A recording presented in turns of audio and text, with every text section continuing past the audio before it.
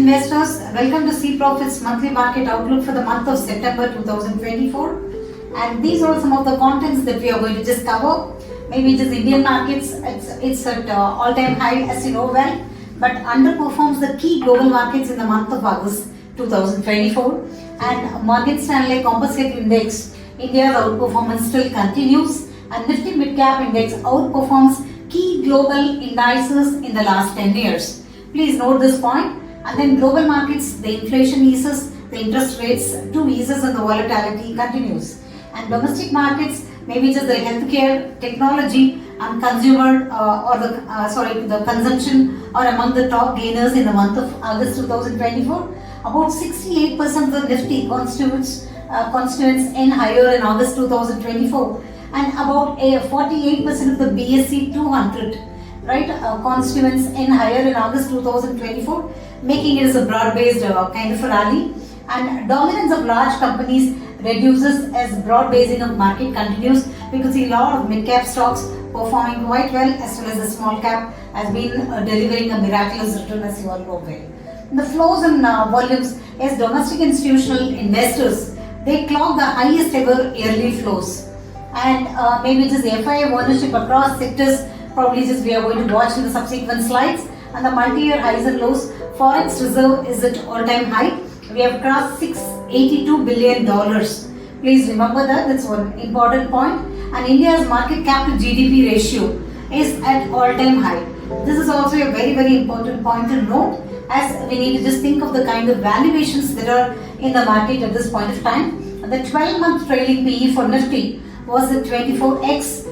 There is a 7% premium to its long-term averages. Please remember that. And the Indian market is at all-time high, but underperforms the key global market indices in August 2024. See, we were at number 3, and just maybe it is right. On a month-on-month basis, we have just gone almost just before Russia and just South Korea.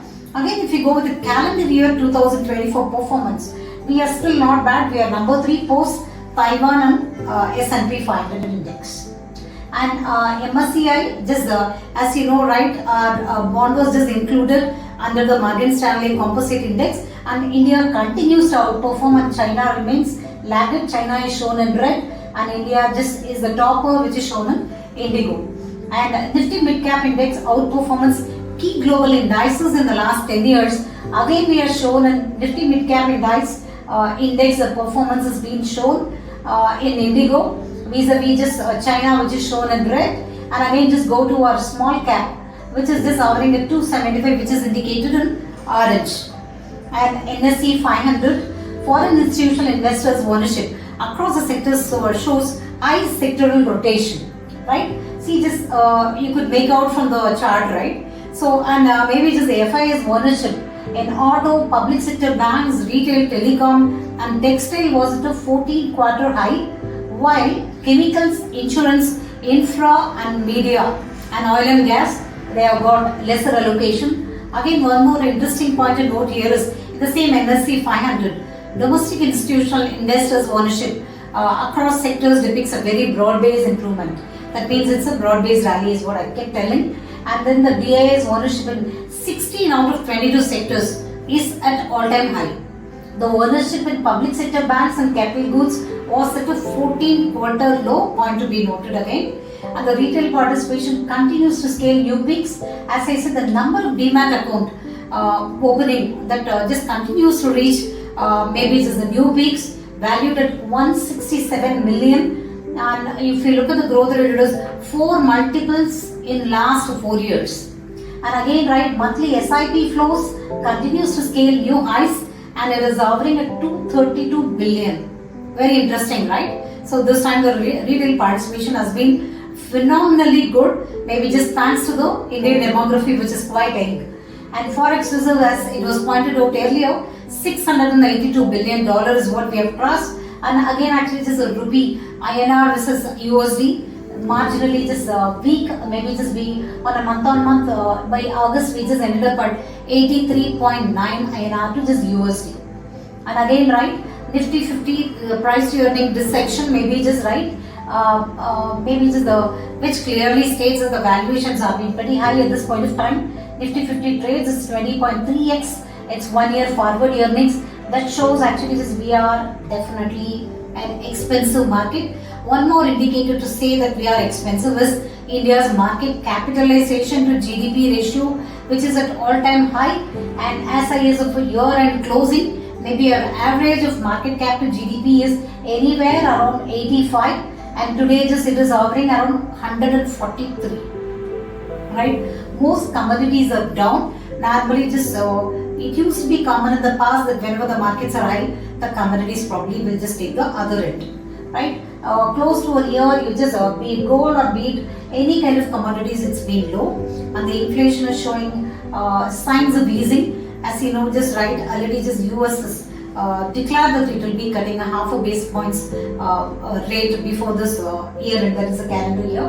And so there are signals of inflation easing off in entire globe, and global rate cuts are underway. Maybe just Fed as they have already just announced it, and then US economic growth is just led by high levels of deficit, which we keep telling because their national debt is hovering around 35 trillion, and go back to 1960.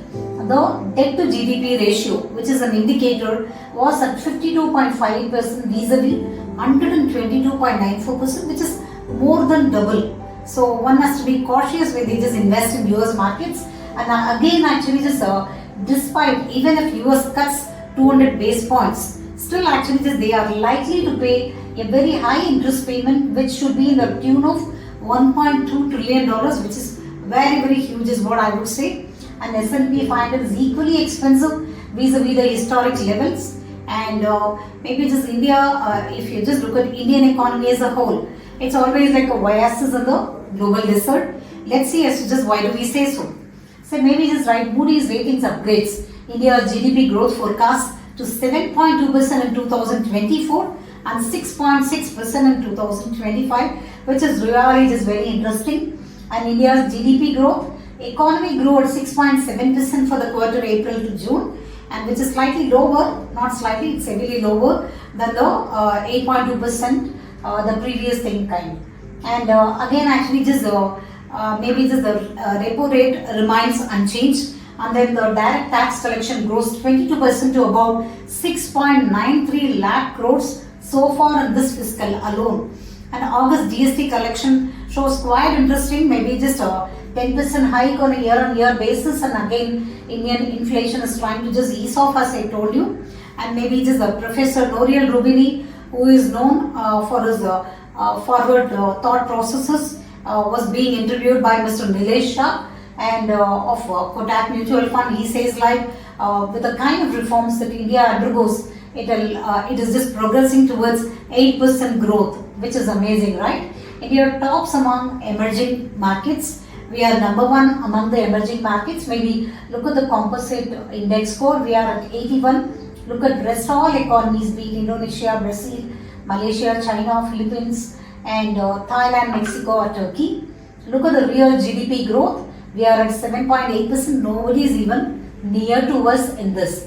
Look at the inflation. Of course, we are slightly higher post Mexico, or Turkey is all-time high. You know the reason. And then maybe just GST collections, as we spoke earlier, on a yearly basis, actually just we are projected up by 10%, which hovers around 1.7 trillion right now, and quite interesting collection or robust collection. India at plus 4% rainfall, and of course the deficit of rainfall is just being felt across northwest and northeast, and investments to rise. And then investment is a very clear indicator of growth. Infrastructure investments, if you look at the government's budget, government was clearly planning for at least allocating more than 3.5% of the GDP to infra, whereas actually just look at the infrastructure investments are rising to 6.5% of the GDP.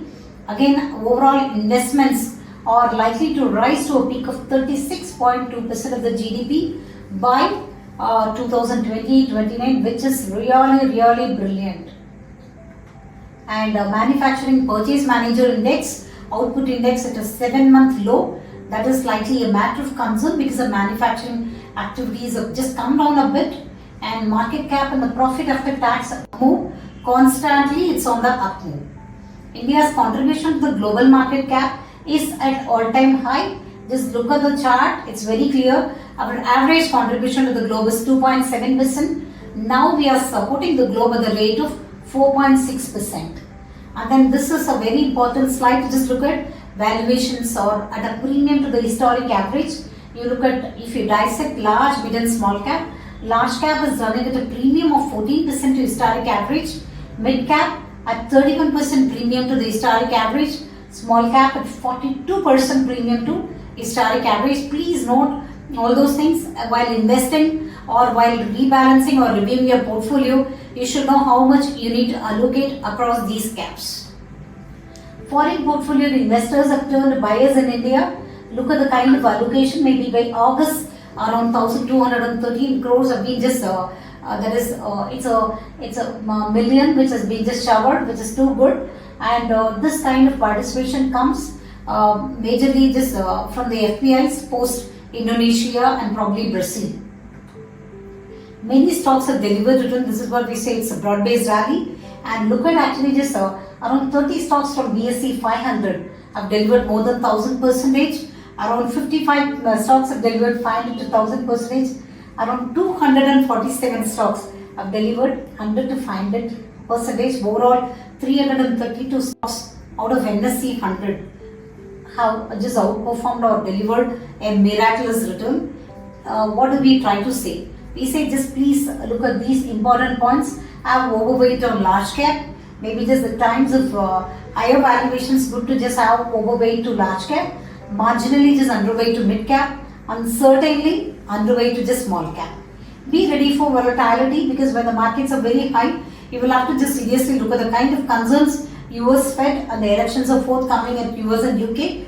And then again the rate cut announcement, and then Government of India's announcements, and the oil price moves because of the wars, couple of wars that are running, and the domestic consumption as well as the external consumption, geopolitical risk, as said, this couple of wars are running, and the earnings from business. These are all something, some key things to just watch, as this is going to impact the volatility a lot.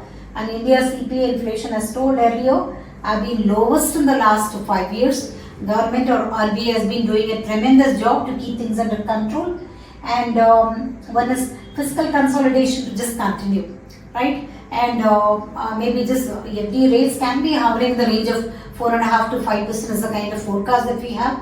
Currency is pretty stable. GDP growth has been very, very stable. Foreseeing the rate cuts, interest rate cuts, one could just invest in corporate bonds as well as in the long-term duration funds, right? So just like a dynamic bond funds, these are a couple of categories which people should definitely consider.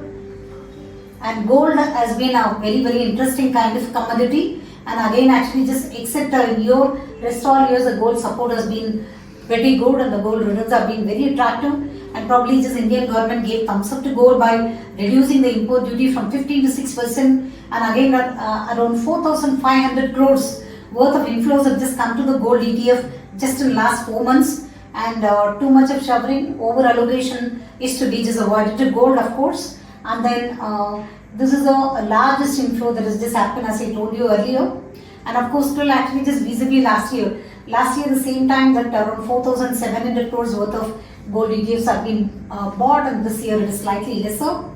Falling Fed rates are supporting gold prices, please remember. And this is what we thought of just conveying you in this September month market outlook. And with this, thank you so much for joining. And then kindly just remember, the information provided here is to our best to our knowledge, and it is solely prepared to just create awareness about the markets, and different market sources are being considered to prepare this presentation. The views expressed herein only constitute our practices and do not constitute any regulatory guidelines or recommendations. And as usual, our rest all disclaimer follows. Mutual fund investments are subject to market risk. Kindly read all the scheme related documents before investing, and also we advise you to read all the product information. Please meet your advisor before taking any investment decision. And thank you so much for joining us.